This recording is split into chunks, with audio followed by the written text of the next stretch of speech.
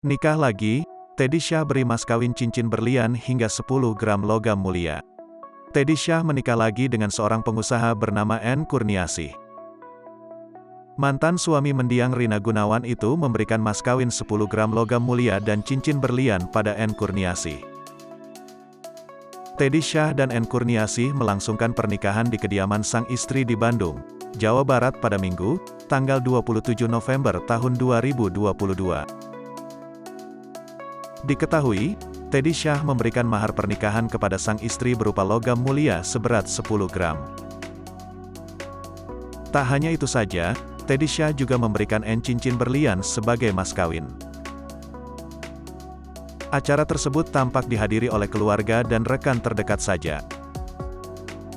Momen ini diabadikan dalam unggahan Instagram saudara kandung Atta Larik-Syah @nitanitnot02. Tampak Teddy Syah mengucapkan ijab kabul pernikahan sambil menggenggam tangan ayah mertuanya. Dalam momen pernikahan tersebut terlihat Teddy Syah dan pengantin perempuan memakai baju pernikahan berwarna putih. Teddy Syah tampak tersenyum dalam foto tersebut bersama istri barunya.